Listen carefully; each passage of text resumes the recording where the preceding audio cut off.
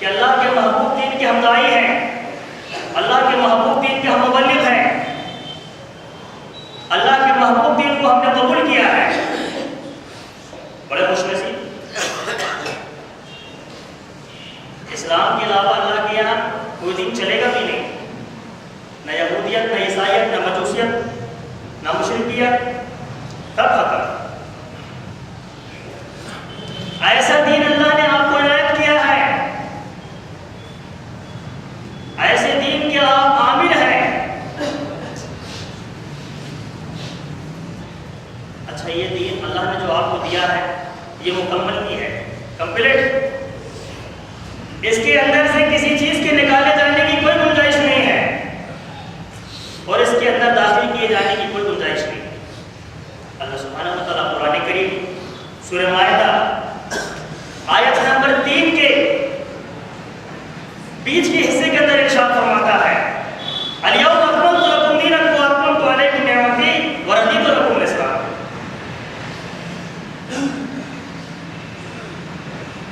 کہ آج میں نے تمہارے لیے تمہارے دین کو کامل کر دیا، اپنی نعمت کو تم پر تمام کر دیا، اور تمہارے لیے اسلام کے دین ہونے پر عظمت ہو گیا۔ یہ وہ دین ہے جس کو اللہ نے پسند بھی فرمایا ہے، کامل بھی کر دیا ہے۔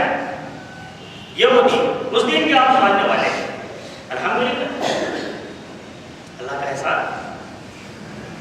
جس دین کو اللہ نے کمپلیٹ کیا ہے، جس دین کو دنیا انسانیت کے لیے نے چنا ہے، اس دین کا آپ ماننے والے ہیں، ماننے والے۔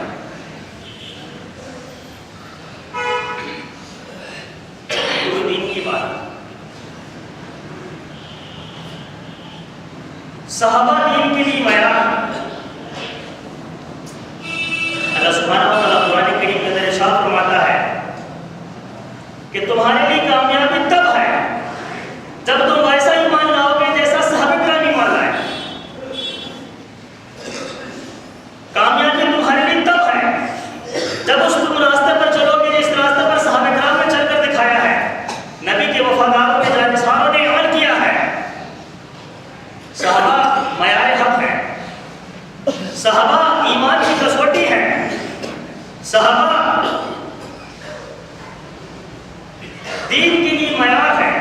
اللہ سبحانہ و تعالیٰ قرآن کریم کے اندر ارشاد فرماتا ہے سورہ بقرہ آیت نمبر 137 کے اندر، وَإِنْ آمَنُوا بِمِثْلِ مَا آمَنْتُم بِهِ وَقَدِ اهْتَدَوْا۔ اگر تم ان جیسا ایمان لاؤ گے جیسا صحابہ کرام لائے، ہدایت پر جاؤ، ہدایت یافتہ ہو جاؤ۔ صحابہ دین کی معیار، دین کی کسوٹی ہے۔ صحابہ کرام جیسا ایمان لانا ہے، صحابہ کرام کے نقش قدم پہ چلنا ہے، کیونکہ صحابہ نبی کے نقش قدم پہ چلے ہیں، نبی کے اولین ساتھی ہیں، دین کے اولین داعی مبلغ ہیں۔ اس مناسبت سے فَإِن تَوَلَّوْا فَإِنَّمَا هُمْ فِي شِقَاقٍ فَسَيَكْفِيكَهُمُ اللَّهُ۔ اور جو ان سے منہ موڑ لے تو وہ صحیح اختلاف میں، صحیح گمراہی میں ہے، اللہ تعالیٰ قریب ان سے آپ کی کفایت کرے گا۔ اور اگر اللہ سبحانہ و تعالیٰ نے سورہ نساء نمبر 115 کے اندر ارشاد فرمایا، وَمَن يُشَاقِقِ الرَّسُولَ مِن بَعْدِ مَا تَبَيَّنَ لَهُ الْهُدَىٰ وَمَن يَبْتَغِ غَيْرَ سَبِيلِ الْمُؤْمِنِينَ نُوَلِّهِ مَا تَوَلَّىٰ وَنُصْلِهِ جَهَنَّمَ وَسَاءَتْ مَصِيرًا۔ کہ جو بھی رسول کی مخالفت کرے گا ہدایت پا جانے کے بعد، اور مومنوں کی راہ سے اختلاف کرے گا ہدایت کے واضح ہو جانے کے بعد، جو بھی رسول کی راہ سے اختلاف کرے گا، جو بھی حکم رسول کی مخالفت کرے گا، وَيَتَّبِعْ غَيْرَ سَبِيلِ الْمُؤْمِنِينَ، اور مومنوں کے راستے سے ہٹ کر چلے گا، مومنوں کا راستہ صحابہ کرام والا راستہ، نُوَلِّهِ مَا تَوَلَّىٰ، تو ہم اس کو دین پھیر دیں گے، اسی راستے پر چلا دیں گے، وَنُصْلِهِ جَهَنَّمَ وَسَاءَتْ مَصِيرًا، اور وہ جہنم کے راستے پر چل رہا ہے، اسے جہنم میں پہنچا دیں گے، اور جہنم سب سے بری ہے۔ تو صحابہ دین کے لیے معیار ہے، دین کے لیے کسوٹی ہے۔ ہمیں اسی راستے پر چلنا پڑے گا جس راستے پر صحابہ کرام چلے ہیں، اس راستے سے اختلاف نہیں کرنا ہے۔ یہ تو بات کامل دین کے تعلق سے، اللہ کے پسندیدہ دین کے تعلق سے، وہ صحابہ دین کی کسوٹی اور معیار ہے۔ تیسری بات، بدعات کے متعلق فرمان رسول کیا ہے؟ سب سے پہلے بدعت کی تعریف کریں۔ جو چیز دین کے اندر اللہ کا قرب حاصل کرنے کے لیے، اللہ کی نزدیکی حاصل کرنے کے لیے نکالی گئی ہو اور اس کی صحت پر، یعنی اس کے صحیح ہونے پر کتاب اللہ سے، سنت رسول اللہ سے اور صحابہ کرام سے کوئی دلیل ہو، اس کو بدعت کہتے ہیں۔ امام شاطبی رحمہ اللہ فرماتے ہیں کہ دین میں نئی چیز کو بدعت اس لیے کہتے ہیں کہ رسول اللہ، صحابہ کرام اور سلف صالحین کے کسی بھی نمونے کے بغیر اس کو عمل میں لایا گیا ہے۔ اس کو ابتدا یعنی بدعت اور اس کی ایجاد کرنے والے کو مبتدع یعنی بدعتی کہا جاتا ہے۔ ام المؤمنین عائشہ صدیقہ رضی اللہ تعالیٰ عنہ بیان فرماتی ہیں، من احدث فی امرنا ھذا ما لیس منہ فهو رد۔ صحیح بخاری کتاب اصول، صحیح مسلم کتاب الانبیاء، کہ جس شخص نے دین میں کوئی نیا کام نکالا، جس شخص نے دین میں نئی چیز نکالی جس کا ہم نے حکم نہیں دیا ہے، وہ مردود ہے۔ امی عائشہ صدیقہ رضی اللہ تعالیٰ دوسری روایت بیان کرتی ہیں جس کو امام مسلم نے اپنے سے کتاب الانبیاء کے اندر نقل کیا ہے، من عمل عملا لیس علیہ امرنا فهو رد۔ جس شخص نے کوئی ایسا عمل کیا جس کا کرنے کا ہم نے حکم نہیں دیا، وہ مردود۔ یہ بدعت صحابہ کرام کو رلا دینے والا ارشاد اور بدعت کی قباحت۔ ارباز میں سارے بیان کرتے ہیں کہ ہم نے رسول اللہ صلی اللہ علیہ وسلم کے پیچھے نماز پڑھا ایک دن، تو نماز کے بعد آپ ہماری طرف متوجہ ہو گئے، کہ ہماری طرف چہرہ آپ نے کر لیا۔ فوعدنا موعدة ذرفت منها العيون ووجلت منها القلوب۔ پھر آپ صلی اللہ علیہ وسلم نے ہمیں ایسا خطبہ ارشاد فرمایا کہ جس کی وجہ سے ہماری آنکھیں اشکبار ہو گئیں اور ہمارے دل خوفزدہ ہو گئے۔ فقال رجل یا رسول اللہ، ایک آدمی نے کہا اللہ کے رسول، کأن هذه موعدة المودع فأوصنا۔ یہ تو الوداعی خطبہ معلوم ہوتا ہے، یہ تو رخصت ہونے والے کا بیان معلوم ہوتا ہے، ایسے معاملے پر آپ ہمیں کس چیز کی وصیت کرتے ہیں؟ فقال اوصیکم بتقوی اللہ۔ تو آپ صلی اللہ علیہ وسلم نے ارشاد فرمایا، میں تمہیں اللہ کے تقوی کی وصیت کرتا ہوں، اللہ سے ڈرو۔ والسمع والطاعہ وإن كان عبدا حبشيا، اور اس بات کی وصیت کرتا ہوں کہ اگر تمہارے درمیان، تمہارے بیچ میں ایک حبشی غلام بھی امیر مقرر کر دیا جائے تو اس کی اطاعت کرنا، اس کی بات کو سننا۔ فإنه من يعش منكم بعدي فسيرى كثيرا اختلافا كثيرا، اور تم میں سے جو میرے بعد زندہ رہے گا وہ اختلاف کثیر دیکھے گا، بہت سارے اختلافات دیکھے گا، اختلافات کا دور چل ہی رہا ہے۔ فعلیکم بسنتی، تو ایسے اختلاف کے موقع پر میری سنت کو لاگو کرنا، میرے طور طریقے کو اوپر چلنا۔ وسنت الخلفاء الراشدین المہدیین، اور ہدایت یافتہ خلفاء کی سنت کو اپنانا۔ یا صحابہ کرام معیار کسوٹی دین پر، تمسکوا بها وعضوا علیہا بالنواجذ، اور میری سنت کو اور صحابہ کرام کے نقش قدم پر چلتے ہیں اس کو مضبوطی سے تھام لینا۔ وَإِيَّاكُمْ وَمُحْدَثَاتِ الْأُمُورِ، اور دین میں نئے نئے کام نکالنے سے بچنا۔ کیوں؟ فَإِنَّ كُلَّ مُحْدَثَةٍ بِدْعَةٌ وَكُلُّ بِدْعَةٍ ضَلَالَةٌ وَفِي رِوَايَةٍ وَكُلُّ ضَلَالَةٍ فِي النَّارِ۔ دین میں ہر نیا کام بدعت ہے، ہر بدعت گمراہی ہے، اور ہر گمراہی ایک روایت کے مطابق جہنم میں لے جائے۔ بات سمجھنا؟ پیارے حبیب جناب محمد رسول اللہ صلی اللہ علیہ وسلم نے حدیث کے اندر ارشاد فرمایا کہ میں نے تمہیں ایک روشن شاہراہ پر چھوڑا ہوں، میں نے تمہیں ایک واضح روشن شاہراہ پر چھوڑا ہوں جس کی راتیں بھی دن کی طرح روشن ہیں، جس کی راتیں بھی دن کی طرح روشن ہیں، اور جو اس سے اختلاف کرے گا اس واضح شاہراہ سے، اس روشن شاہراہ سے، اس سے وہی اختلاف کرے گا، اس سے وہی ہٹے گا جو ہلاک ہونے والا ہے۔ یہ ہے بدعات کی تعریف، دین کے اندر نئے نئے کام۔ اب آئیے ان تینوں باتوں کی روشنی میں حالات حاضرہ کا مشاہدہ کریں۔ عید میلاد النبی کو لے لیں، سب سے بڑی بات تو یہ ہے کہ اس کو عید کہنا ہی غلط ہے، عید کہنا کیوں غلط ہے بھائی؟ کیونکہ اسلام میں دو عید کے علاوہ کوئی تیسری عید ہے ہی نہیں۔ پیارے حبیب جناب محمد رسول اللہ صلی اللہ علیہ وسلم نے دو عیدیں گہرے ایمان کے لیے مشروع فرمائی ہیں، ایک عید الفطر، ایک عید الاضحیٰ۔ جمعے کو بھی عید نہیں کہا گیا، ہاں تمہارے دلوں میں سب سے فضیلت والا جمعے کا دن یہ ضرور کہا گیا ہے، دلوں کا سردار کہا گیا ہے، لیکن اس کو بھی عید نہیں کہا گیا ہے۔ تو اسلام میں شریعت میں کوئی تیسری عید ہے ہی نہیں نبی کی سنت میں، اسی لیے اس کو عید کہنا ہی غلط ہے۔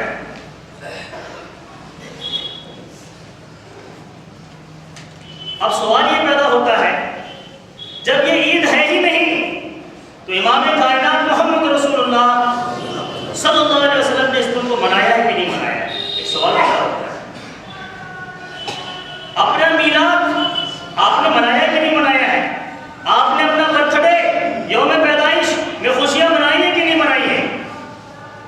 نبی کریم صلی اللہ علیہ وسلم کی زندگی میں یہ دن 63 بار آیا ہے، کیونکہ آپ کی عمر 63 سال کی تھی جب آپ اس دنیا سے رخصت ہو رہے تھے، ایسے سفر باندھ رہے تھے، 63 سال تھی نا، جانتے ہیں تو آپ کی زندگی میں تو یہ دن 63 سال آیا ہے، 63 بار آیا ہے۔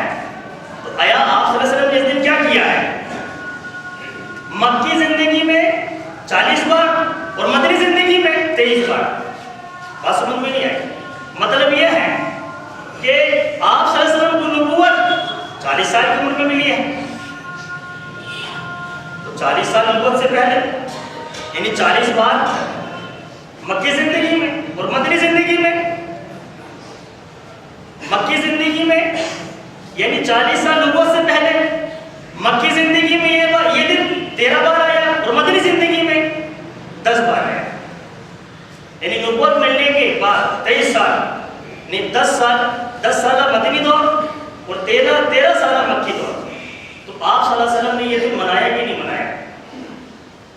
سب سے پہلی بات تو یہ ہے کہ شریعت کی روح سے یوم ولادت، یوم پیدائش، یوم میلاد منانا درست ہی نہیں ہے، کیونکہ آپ صلی اللہ علیہ وسلم نے منایا ہی نہیں ہے۔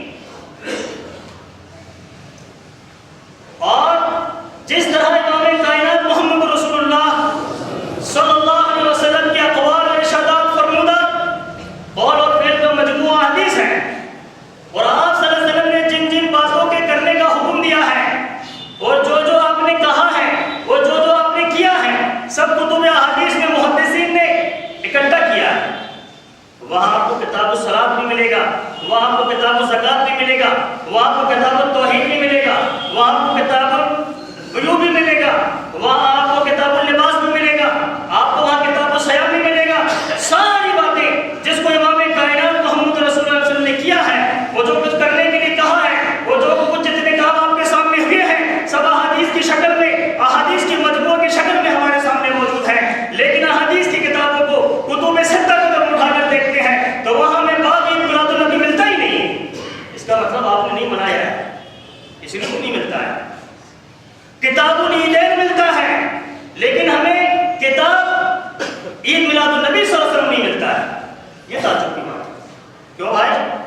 صحابہ کرام کو نبی کے دین سے دشمنی تھی کیا؟ صحابہ کرام کو نبی کی پیدائش سے دشمنی تھی کیا؟ محدثین کو نبی کریم صلی اللہ علیہ وسلم کے طور طریقے سے خلش تھی کیا؟ جب آپ نے نہیں کیا تو اس بات کو محدثین نے ریکارڈ ہی نہیں کیا، اور جو کام آپ صلی اللہ علیہ وسلم نے 23 سالہ زندگی کے اندر کیا ہے، کرنے کا حکم دیا ہے، اور حتیٰ کہ 40 سالہ نبوت سے پہلے بھی وہ سب حدیثی کتابوں میں درج ہے۔ یہ بات تو آپ کو معلوم ہے کہ نبی کریم صلی اللہ علیہ وسلم جبل نور میں جایا کرتے تھے، غار حرا میں، وہاں اللہ کی عبادت کیا کرتے تھے۔ آپ کی زندگی مکہ کے اندر نبوت سے پہلے کیسی تھی؟ مشرکین مکہ کے بیچ میں کیسے گزری ہے، سب پتہ ہے، سب محدثین نے جمع کیا ہے، مورخین نے لکھا ہے، سیرت نگاروں نے سیرت کے اندر درج کیا ہے۔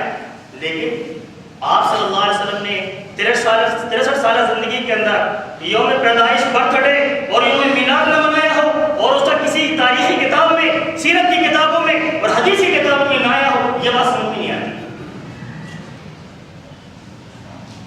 آپ نے اپنی پیدائش میں خوشی کا اظہار کیا ہے۔ آئیے حدیث آپ کے سامنے پڑھا ہے۔ روزہ رکھ کر خوشی کا اظہار کیا ہے۔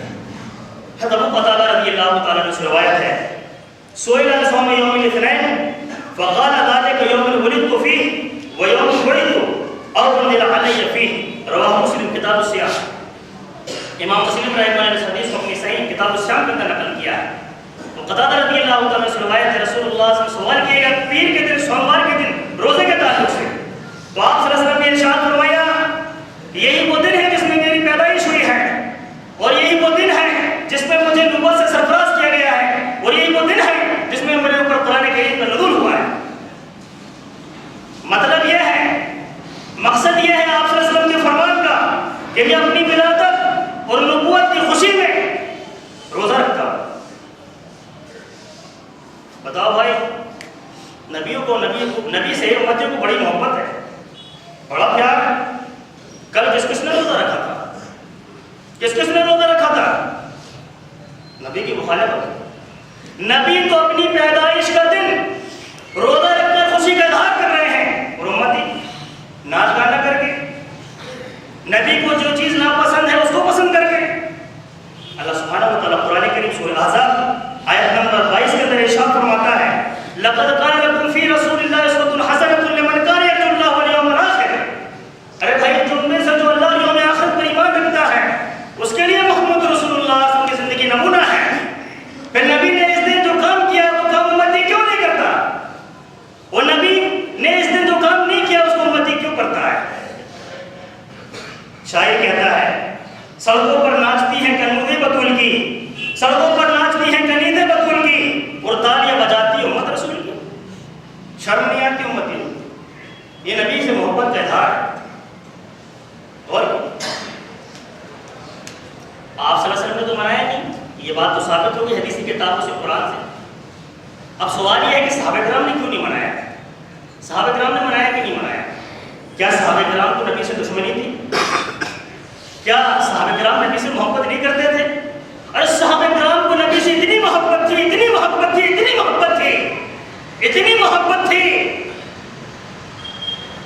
کہ باپ کے اور بیٹے کو اپنے سامنے کٹنا گوارا اور دیکھنا گوارا کر لیتے تھے, لیکن نبی کے اوپر آنچ آ جائے یہ گوارا نہیں تھا. ارے وہ صحابہ کرام جنہوں نے امام کائنات محمد رسول اللہ صلی اللہ علیہ وسلم کی ایک آواز پر لبیک کہتے ہیں اپنے کھولوں کو سمندر میں ڈال دیے, اتنی محبت. اور ابوبکر صدیق رضی اللہ تعالیٰ عنہ کتنی محبت تھی اندازہ لگائیے. ہجرت کے سفر میں, حالت سفر میں کبھی دائیں جانب کبھی بائیں جانب کبھی آگے کبھی پیچھے نبی کے ہو جا رہے. ابو بکر بات سمجھ میں نہیں آتی, یہ کبھی میرے آگے ہو جاتے ہو, کبھی میرے پیچھے چلنے لگتے, کبھی میرے دائیں ہو جاتے, کبھی میرے بائیں ہو جاتے ہو. کہا مجھے ڈر ہے, خوف ہے, کہیں دشمن کا تیر سامنے سے نہ جائے تو سامنے ہو جاتا ہوں, کہیں پیچھے سے نہ جائے تو پیچھے ہو جاتا ہوں, کہیں دائیں سے نہ جائے تو دائیں ہو جاتا ہوں, کہیں بائیں سے نہ جائے تو بائیں ہو جاتا ہوں. یہ محبت کا اظہار ہے میرا سفر. اور جب غار کے اندر گئے تھے تو کیا ہوا؟ آقا رک جائیے, ٹھہر جائیے, پہلے مجھے جانے دیجیے, پہلے غار کو چیک کر لیا جائے, جانچ لیا جائے کہ اس کے اندر کوئی مزید چیز تو نہیں ہے وہ جو آپ کو تکلیف پہنچاتے ہو, تکلیف مجھے برداشت نہیں. گئے غار کی صفائی کیا, سوراخوں میں کپڑے پھاڑ کر رکھ دیے اپنے, اور ایک سوراخ باقی تھا وہ اپنا پاؤں رکھ دیا. امام کائنات کو غار کے اندر آنے کی دعوت دی, کہا آرام کیجیے. یہ تھا ابوبکر صدیق رضی اللہ تعالیٰ عنہ کی محبت کا اظہار. اور یہ خلیفہ اول ہے, اور اس خلیفہ اول نے اپنی زندگی کے اندر امام کائنات محمد رسول اللہ صلی اللہ علیہ وسلم کی دنیا سے رخصت ہو جانے کے بعد 2.5 سال خلافت کی ہے, 2.5 سال خلافت کی ہے. اور نبی کا یوم پیدائش برتھ ڈے کی دور خلافت میں کتنی بار آیا؟ ابوبکر صدیق نے منایا. اور چلیے عمر بن خطاب جس کو فاروق کا لقب ملا ہے, فاروق کا خطاب ملا ہے, امام کائنات محمد رسول اللہ صلی اللہ علیہ وسلم کی دنیا سے رخصت ہونے کے بعد انہوں نے امیر المومنین نے خلیفۃ المسلمین نے 11.5 سال تقریباً خلافت کی ہے. 11.5 سال میں کتنی بار آپ صلی اللہ علیہ وسلم کا یوم ولادت آیا ہوگا, یوم میلاد آیا ہوگا, یوم پیدائش آیا ہوگا. حکومتی سطح پر, حکومتی پیمانے پر انہوں نے منانے کا, جشن کا کوئی اعلان کیا؟ دکھا دیجئے عمر بن خطاب رضی اللہ تعالیٰ عنہ کی دور خلافت کا. دور خلافت کیا ان کو نبی سے محبت نہیں تھی؟ اسی طرح حضرت عثمان غنی رضی اللہ تعالیٰ عنہ نے تقریباً 12 ساڑھے 12 سال خلافت کی ہے. کتنی بار آئی ان کے دور خلافت میں یہ دن آپ نے منایا. اسی طرح داماد رسول حضرت علی المرتضیٰ رضی اللہ تعالیٰ عنہ، انہوں نے تقریباً 4 ساڑھے 4 سال خلافت کی ہے. ان کے دور خلافت میں کتنی بار آیا؟ کیا انہوں نے حکومتی سطح حکومتی پیمانے پر جشن کا کوئی اہتمام کیا؟ کیا صحابہ کرام کو نبی سے محبت نہیں تھی؟ کیا صحابہ کرام نے نبی کریم صلی اللہ علیہ وسلم کو اپنے یوم میلاد مناتے نہیں دیکھا تھا؟ کیوں نہیں منایا؟ یا تو یہ کہیے کہ صحابہ کرام کو نبی سے محبت نہیں تھی، یا یہ کہیے محبت تھی لیکن نبی کے نام پر یہ ساری چیزیں ہم نے کر دیا ہے، ایسا کہیے. اور ابوبکر صدیق رضی اللہ تعالیٰ کی اتنی محبت تھی، عمر بن خطاب رضی اللہ تعالیٰ کی اتنی محبت تھی، اتنی محبت تھی. یاد رکھیے امام کائنات کی جب وفات ہوئی، اس دنیا سے رخصت ہوئے، تو شدت غم میں اور شدت جذبات میں تلوار میدان سے باہر نکالنی اور یہ کہا کہ جو کوئی یہ کہے گا کہ محمد رسول اللہ صلی اللہ علیہ وسلم اللہ ہے، اس کا سر قلم کر دیا جائے گا. ابوبکر صدیق رضی اللہ تعالیٰ نے موقع کی نزاکت کو پہچانا، سمجھا، فوراً نمبر رسول کے پہلو میں کھڑے گئے اور اس آیت کی تلاوت کی، وَمَا مُحَمَّدٌ مِّنَ الرَّسُولِ قَدْ خَلَتْ مِن قَبْلِهِ الرُّسُلُ أَفَإِن مَّاتَ أَوْ قُتِلَ انقلبتم عَلَىٰ أَعْقَابِكُمْ وَمَن يَنقلب عَلَىٰ عَقِبَيْهِ فَلَن يَضُرَّ اللَّهَ شَيْئًا وَسَيَجْزِي اللَّهُ الشَّاكِرِينَ. اتنی محبت تھی عمر بن خطاب کو، جو کہے گا کہ نبی وفات پا گئے اس کی گردن بلند کر دی جائے. اور صدیق رضی اللہ تعالیٰ عنہ ممبر رسول کے پہلو پہ کھڑے ہوئی اور اس آیت کی تلاوت کی. ارے بھائی کہ محمد اللہ کے رسول ہیں، ویسے ہی جیسے کہ آپ سے پہلے بہت سے رسول گزر چکے ہیں. افیم ماتم قتل انقلبتم، آپ وفات پا جائیں یا شہید ہو جائیں تو کیا تم اپنی ایڑیوں کے بل اسلام سے پھر جاؤ گے؟ اور جو ایڑیوں کے بل پھر گیا یہ سمجھ لیجیے کہ اللہ رب العالمین میں کچھ بھی نہیں بگاڑ سکتا، اور اللہ رب العالمین شکر کرنے والے صبر کرنے والوں کے ساتھ. عمر بن خطاب رضی اللہ تعالیٰ عنہ نے فوراً سر خم کر دیا، کہا کہ آپ صلی اللہ علیہ وسلم اس دنیا سے رخصت ہو چکے ہیں. اس آیت کو سن کر اور فوراً ٹھنڈے پڑ گئے، فوراً نرم ہو گئے. جو شدت جذبات تھے غم کی وجہ سے یا جو ہے اس طرح کی وجہ سے وہ جو ہے کافور ہو گیا، ختم ہو گیا. اس طرح انہوں نے محسوس کیا کہ یہ آیت ابھی نازل ہو رہی ہے، ابھی نازل ہو رہی ہے. قرآن کو جب پڑھیں گے تو 1400 سال 14.5 سال ہو گئے، آیتیں نازل ہوئی، قرآن نازل ہوا، لیکن جب آپ پڑھیں گے تو ایسا محسوس ہوگا کہ ابھی نازل ہو رہا ہے. تو کیا حضرت صدیق رضی اللہ تعالیٰ عنہ اور کیا عمر بن خطاب رضی اللہ تعالیٰ عنہ آپ صلی اللہ علیہ وسلم سے محبت نہیں تھی؟ محبت تھی، لیکن آپ صلی اللہ علیہ وسلم کو انہوں نے اس طرح کرتے ہوئے نہیں دیکھا تھا، اس لیے انہوں نے کیا ہے. اب سوال یہ پیدا ہوتا ہے کہ یوم پیدائش منا رہے ہیں یا یوم وفات؟ سوال ہوتا ہے. تاریخ ولادت با سعادت آپ صلی اللہ علیہ وسلم کی اس پہ اختلاف ہے، لیکن مہینے میں اختلاف نہیں. کچھ لوگوں نے کہا کہ تاریخ ولادت 12 ربیع الاول، اور نامور مورخین سیرت نگاروں نے 9 ربیع الاول بروز پیر 20 اپریل 571 عیسوی کو صحیح قرار دیا ہے. البتہ آپ صلی اللہ علیہ وسلم کی تاریخ وفات میں اختلاف نہیں ہے، وہ 12 ربیع الاول. اب سب سوال پیدا ہوتا ہے کہ نامور مورخین، نامور سیرت نگاروں نے جب آپ صلی اللہ علیہ وسلم کی تاریخ ولادت با سعادت 9 ربیع الاول قرار دیا ہے تو پھر 12 ربیع الاول کیوں منایا جا رہا ہے؟ کیا یوم وفات منایا جا رہا ہے؟ عربی وفات کی خوشی منا رہے ہیں یا پیدائش کی خوشی منا رہے ہیں؟ یہ سمجھنے والا ہوتا ہے، سمجھنے والی بات ہے.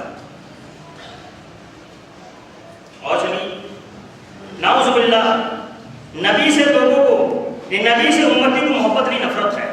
نعوذ باللہ، امتی کو نبی سے محبت نہیں نفرت ہے. کیوں؟ نبی کریم صلی اللہ علیہ وسلم کو جو پسند تھا وہ امتی کو ناپسند ہے، اور نبی کریم صلی اللہ علیہ وسلم کو جو ناپسند تھا وہ امتی کو پسند ہے. نبی کریم صلی اللہ علیہ وسلم کو کیا پسند تھا؟ نبی کریم صلی اللہ علیہ وسلم کو توحید پسند تھی، حق پسند تھا، نیکی پسند تھی، اللہ کو راضی خوش کرنا پسند تھا. نبی کو ناپسند تھا کفر، شرک، نفاق و شقاق، حسد، بغض و حسد، کینہ کپٹ. اسی طرح بغاوت و نافرمانی، کفر یا شرک یا اشعار، غلو پسندات، اللہ کی شان میں گستاخی، ڈھول تاشا، میوزک اور رات اور ناچ گانا اور باجا، یہ نبی کو ناپسند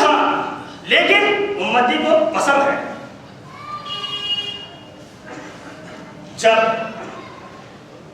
امتیوں کے اقوال اور افعال کو دیکھا جاتا ہے، تولا جاتا ہے کتاب و سنت کی کسوٹی پر معیار پر، تو سارے کے سارے غیر شرعی ہیں، سارے کے سارے غیر شرعی ہیں۔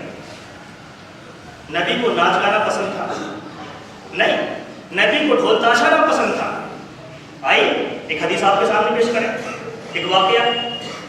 حضرت نافع بیان کرتے ہیں کہ میں عبداللہ بن عمر خطاب کی بیٹے عبداللہ کے ساتھ ایک سفر پہ تھا، کہیں سے بانسری کی آواز آ گئی۔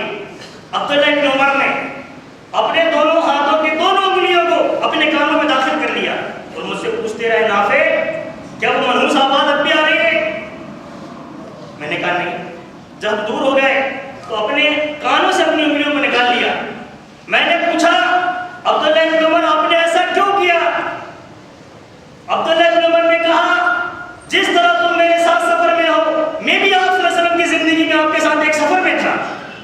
آپ صلی اللہ علیہ وسلم کے کانوں میں کہیں سے بانسری کی آواز آ گئی، آپ صلی اللہ علیہ وسلم نے اپنے دونوں ہاتھوں کی پیاری پیاری انگلیوں کو اپنے کانوں میں داخل کر لیا اور مجھ سے پوچھتے رہے، عبداللہ بن عمر کیا وہ منحوس اور کمبخت آواز اب بھی آ رہی؟ میں نے کہا اللہ کے رسول نہیں، بس میں نے آپ صلی اللہ علیہ وسلم کے طور طریقے پر چل کر اس منحوس آواز کو اپنے کانوں میں داخل ہونے کی اجازت نہیں دی ہے۔ صحابہ کرام کتنی محبت! ارے نبی تو ڈھول تاشوں کی آواز کو نہ پسند کرے، ناچ گانوں کی آواز کو نہ پسند کرے اور امتی اس کو پسند کرے۔ جو نبی کو نہ پسند تھا وہ امتی کو پسند ہے۔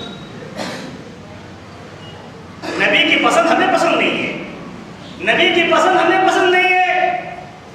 وہ سارے غیر شرعی کام امام کائنات محمد رسول اللہ صلی اللہ علیہ وسلم نے ارشاد فرمایا، من تشبہ بقوم فمنہم، جو تم میں سے جس قوم کی مشابہت اختیار کرے گا، روش اختیار کرے گا، طور طریقے اختیار کرے گا، وہ نہیں میں سے ہوگا۔ اٹھائے جاؤ گے یہود و نصارہ کے ساتھ، اٹھائے جاؤ گے مجوسیوں کے ساتھ، کھڑے ہو گے مشرکین کی صف میں، کافر و منافقوں کی، شرم نہیں آتی؟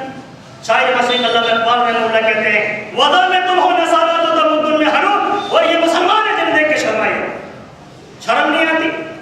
نبی کی ذات کو رسوا کرتے ہیں، نبی کی شریعت کو گندلا کرتے ہیں، نبی کی امتی ہوتے ہیں، نبی کے دین کو گڑبڑ کرتے ہیں، شرم نہیں آتی امتیوں کو؟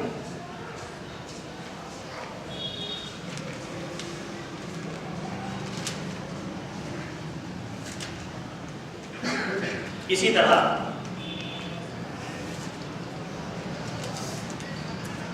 کیا خیال ہے آپ کا ان کے بارے میں؟ کہنے دیجیے مجھے۔ امبیڈکر جینتی، Guru Nanak Jayanti, Gandhi Jayanti, Christmas day, April فول، یہ دیوس اور وہ دیوس مومن ہونے کے ناطے آپ سے ناپسند کرتے ہیں؟ پھر عید میلاد النبی کیوں پسند کرتے ہیں؟ کیوں پسند کرتے ہیں؟ آج جو کچھ عیسائی اپنے نبی کی پیدائش میں چراغاں کریں گے، جو کچھ طور طریقے اختیار کریں گے شریعت کی روح سے، وہ آپ کو بھی ناپسند ہے، اور نبی نے صحابہ کرام نے یہ سب کچھ نہیں کیا ہے تو آپ کو نہیں پسند ہے۔ اسی طرح کچھ شکوک و شبہات ہیں، ان کا ازالہ بھی ضروری ہے۔ بعض لوگوں کا کہنا یہ ہے کہ اس طرح اہل ایمان کو اجتماعیت دکھانا چاہیے، شان و شوکت، قوت، اجتماعیت۔ اب سوال یہ ہے کہ اجتماعیت، شان و شوکت، قوت کہاں دکھانا ہے؟ ایسی جگہوں میں جن جگہوں کو قرآن نے ناپسند کیا، بدعت و خرافات کو بڑھاوا دے کر، نبی کریم صلی اللہ علیہ وسلم کے مخالف کاموں کو بڑھاوا دے کر، نبی کریم صلی اللہ علیہ وسلم نے جن کاموں کو، جن اجتماعات کو، جن مجلسوں کو پسند نہیں کیا ہے، ان پر مجلسوں کی اور محفلوں کی زینت بن کے اپنی شان و شوکت کا مظاہرہ کرنا ہے، اجتماعیت اور ایکتا دکھانا ہے؟ نہیں۔ اللہ سبحانہ و تعالیٰ قرآن کریم سورہ نساء آیت نمبر 140 کے اندر ارشاد فرماتا ہے کہ اللہ نے یہ حکم قرآن میں نازل فرما چکا ہے، اتار چکا ہے کہ تم میں سے جو آدمی ایسی مجلسوں میں شریک ہوگا جہاں کتاب اللہ کا استحضاء کیا جا رہا ہو، سنت رسول کا مذاق اڑایا جا رہا ہو، سنت رسول کی دھجیاں اڑائی جا رہی ہوں، اور وہاں خاموش ہو، انکم اذا مثلہم، تو اس کا شمار بھی انہی لوگوں میں سے ہوگا، یعنی استحضاء اڑانے والوں میں سے، مذاق اڑانے والوں میں سے، سیرت نبی کی دھجی اڑانے والوں میں سے اس کا شمار مجلسوں کو آپ کامیاب بنانے کی اپیل کرتے ہیں؟ ایسی مجلسوں کو کامیاب بنانے کے لیے آپ اخبارات میں اپیلیں کرتے ہیں؟ شرم نہیں آتی؟ آپ نبی کی امتی ہیں، اس طرح کی ایکتا دکھانے کے آپ ایک ہیں؟ آئیے ایکتا کہاں دکھایا جاتا ہے؟ عیدین میں، پنج وقتہ نماز میں، میدان جہاد میں، قومی ملی مفاد میں، دینی اجتماعات میں، اپنی دینی بھائیوں کی امداد میں، مظلومیت کا شکار لوگوں میں، زلزلہ زدگان میں اور بار پیڑت میں۔ ایسی جگہ ایکتا دکھائیے، ایسی جگہ اپنے ایمان کا مظاہرہ کیجیے، ایسی جگہ پہ اپنی اجتماعات کا، اپنی اجتماعیت کا، شان و شوکت کا جذبہ دکھائیے۔ ایسی جگہوں سے اپنی شان و شوکت کو، قوت کو روندیے نا جہاں نبی کی مخالفت ہو رہی ہے، نبی کی مخاصمت ہو رہی ہو، اور ایسی جگہوں میں اپیل نہ کیجیے۔ ایسا لگتا ہے کہ مومن نہیں ہے، ان کو نبی سے محبت نہیں ہے، اپیل کرنے والوں شرم نہیں آتی ہے، افسوس کا مقام ہے۔ ارے جہاں نبی کی سنتوں کی دھجی اڑائی جا رہی ہو، جہاں کتاب اللہ سنت رسول اللہ کا استحضاء مذاق اڑایا جا رہا ہو، وہاں خاموش ہے، اس کی زینت بنی ہوئی ہے۔ اللہ کو رسول بھی نہ بات پسند ہے، نہ پسند ہے، آپ کو پسند ہے۔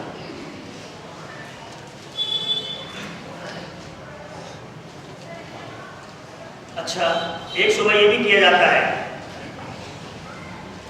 ابلیس نے نہیں منایا۔ اخبار میں آیا ایک شعر، نثار تیری چہل پہل پر ہزارے عید ربیع الاول، سوائے ابلیس کے جہاں میں سبھی تو خوشیاں منا رہے ہیں۔ ابلیس نے نہیں منایا، باقی سب نے منایا۔ آپ نے سوچا نہیں، اللہ کی قسم کیا کہہ رہے ہیں آپ؟ اس کی زد کہاں کہاں پڑے گی؟ اس کی زد کس کس کو پہنچے گی؟ نعوذ باللہ من ذالک صحابہ کرام بھی ابلیس، نعوذ باللہ من ذالک نبی بھی ابلیس۔ غور کیجئے، نبی نے تو منایا ہی نہیں، صحابہ نے تو خوشی کا اظہار ہی نہیں کیا، روزہ رکھ کر خوشی کا اظہار کیا۔ آپ کیا کہہ رہے ہیں؟ ذرا سوچئے تو صحیح، سلف صالحین کا کیا بنے گا؟ اس طرح کی باتیں آپ تو کہہ رہے ہیں۔ نثار تیری چہل پہل پر ہزاروں عید ربیع الاول، سوائے ابلیس کے جہاں میں تو سبھی خوشیاں منا رہے ہیں۔ سوچو، غور کرو اس بات کی، اور اس شعر کی زد میں کون کون آئے گا، کہاں کہاں پڑے گی اس کی زد۔ آپ نبی کی شان میں گستاخی کر رہے ہیں، آپ کے بھی کوئی حکم نہیں ہے، کیونکہ آپ کے اپنے نبی ہیں۔ غیر نبی کی شان میں گستاخی کر رہے ہیں، آپ چیرنے کے لیے، پھاڑنے کے لیے، چھاتی میں رسول کو سزا دینے کے لیے اپنی چیخوں کو ایک کر رہے ہیں۔ ارے آپ تو خود شاطر میں رسول ہیں، آپ تو خود گستاخ رسول ہیں، آپ تو خود گستاخ صحابہ ہیں۔ آئیے، نبی کی بات نہ مان کے، نبی کی اطاعت نہ کر کے، نبی کی سنتوں کو زندہ نہ کر کے، نبی کی دین کی شریعتوں کی دھجی اڑا کر، نبی کی سنتوں کو ڈائنامائٹ کر کے، نبی کی زندگی کو نہ اپنا کر، نبی کی بات کو اپنی بات سے بڑھا کر، نبی صلی اللہ علیہ وسلم کے اقوال اور ارشادات کے خلاف ورزی کر کے، نبی نے جو کچھ کیا ہے وہ نہ کر کے، اور نبی نے جو کچھ نہیں کیا ہے وہ کر کے، اور اسی طرح فضول خرچی کر کے غیر اسلامی رسم و رواج کو بڑھاوا دے کر آپ گستاخی رسول ہیں، رسول کی شان میں گستاخی کر رہے ہیں۔ دوسروں کو کیا الزام دیں گے؟ دوسروں کو کیا الزام دیں گے؟ نبی کا امتی خود نبی کے طور طریقے میں، نبی کی شریعت میں اضافہ کر رہا ہے، نبی کی سنتوں کو زندہ کرنے کے بجائے اختلاف کر رہا ہے، نبی کی شان میں یہ گستاخی کر رہا ہے۔ اور جب دوسرے گستاخی کرتے ہیں تو پھر ایک ہونے کی بات کرتا ہے، اس کو سزا دینے کی بات کرتا ہے، اور خود جب گستاخی کر رہا ہے شان رسول میں، طریقہ رسول میں، تب اس کے لیے کیا سزا ہے؟ فضول خرچی۔ یہ شہر سجایا گیا، ایسے کتنے شہر سجائے گئے ہوں گے۔ اللہ کے رسول کو سادگی پسند تھی، اللہ کے رسول سادگی پسند تھے۔ آپ کا اسوہ ہمارے لیے نمونہ ہے۔ جتنا پیسہ، جتنا روپیہ، لاکھوں کروڑوں، کیلکولیشن کر لیجئے پورے ملک بھر کا، غیر ملکوں کا، سب کا، کتنے بے سہاراؤں کو سہارا مل جاتا، کتنے غریبوں کی امداد ہو جاتی، کتنے بے گھروں کے گھر بس جاتے، کتنے مریض شفا یاب ہو جاتے، کتنے مدارس اور کتنے مکاتب اور کتنے کالج اور یونیورسٹی اسلامی تیار کر لی جاتی، کتنے دین کے دائی مبلغ پیدا ہو جاتے۔ نبی کے نام پر فضول خرچی، تمہارا نبی تو فضول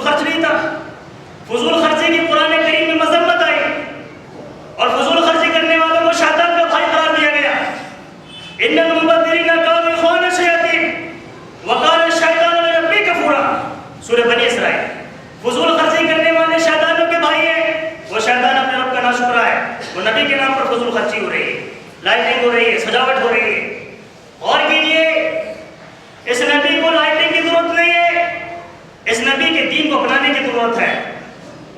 اس نبی کو خوبصورتی کی ضرورت نہیں ہے کیونکہ نبی تو خود خوبصورت ہے. اس نبی کی سنت کو زندہ کرنے کی ضرورت ہے. اس نبی کی توحید کو غیر تک پہنچانے کی ضرورت ہے.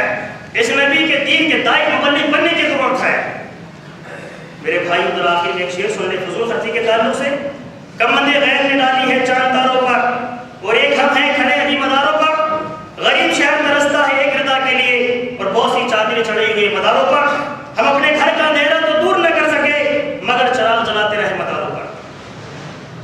ہمارے دل کی دنیا کی تاریکیاں دور نہیں ہوئیں لیکن ہم پورے شہر کو سجاتے رہے, دین کی خلاف ورزی کرتے رہے, نبی کی شان میں گستاخی کرتے رہے. اللہ رب العالمین سے دعا کیجیے کہ آج کے خطبہ جمعہ میں جو کچھ کتاب و سنت کی روشنی میں نبی محترم جناب محمد رسول اللہ صلی اللہ علیہ وسلم کی پیدائش میں روشنی ڈالی گئی ہے, اللہ رب العالمین اسے ہمیں سمجھنے کی توفیق عطا فرما. اللہ رب العالمین ہمیں بدعات سے ہماری حفاظت فرما. اللہ رب العالمین کو ہمیں اپنے دین کا داعی مبلغ بنا. پیارے علی جناب محمد رسول اللہ صلی اللہ علیہ وسلم کی سنت کو اپنانے والا بنا. اللہ رب العالمین آپ صلی اللہ علیہ وسلم نے جو کچھ کیا ہے, جو کچھ آپ کو پسند ہے وہی ہمیں کچھ کرنے, وہی چیز ہمیں پسند کرنے کی توفیق عطا فرما. وہ جو کچھ آپ نے نہیں کیا ہے, جو چیز آپ کو ناپسند ہے, اللہ وہ ہمیں بھی ناپسند کرنے کی توفیق عطا فرما. اللہ رب العالمین کتاب و سنت کا فہم اور شعور ہمیں عطا فرما. آپ صلی اللہ علیہ وسلم کی سیرت کو پڑھ کر ہمیں اپنی سیرت کو اپنے آقا کی طرح بنانے کی توفیق عطا فرما. اللہ رب العالمین جو لوگ ہم میں سے بیمار کو شفا دے شفا کاملہ عطا فرما. جو ہم میں سے بیار گناہگار کی مدد فرما, جو مظلوم ہے ان کی دعوت نصیب فرما. اللہ ہم خطا کار ہیں, گناہگار ہیں, سب کچھ تیرے بندے ہیں. تو غفار ستار رحمان الرحیم ہے, اپنے گناہوں کو نازل و شرمندہ ہے. اللہ ہماری غلطی خطا نہ چھوٹ معاف فرما کر سے راضی خوش ہو جا. اللہ جو لوگ ہم میں سے گزر چکے ہمارے والدین و ہمارے رشتہ دار, ان کی غلطی خطا نہ چھوٹ معاف فرما کر انہیں کربڑ پر جنت نصیب فرما. اللہ رب العالمین ہمیں پیارے بھی جناب محمد رسول اللہ کے بتائے طریقے کے مطابق اپنی زندگی گزارنے کی توفیق عطا فرما. مستقبل کا لاہ عمل کتاب و سنت کی روشنی میں تیار کرنے کی توفیق عطا فرما. اللہ رب العالمین کتاب و سنت کے ذریعے سے آپ صلی اللہ علیہ وسلم کی سیرت مبارکہ کے ذریعے سے ہمیں اپنی زندگی کے اندر تبدیلی لانے کی توفیق عطا فرما. بدعت و خرافات سے ہماری حفاظت فرما. اللہ جب تک تو ہمیں زندہ رکھنا ایمان بالخیر, جب خاتمہ ایمان بالخیر ہو. آمین. ربنا تقبل منا انک انت السمیع العلیم وتب علینا انک انت التواب الرحیم.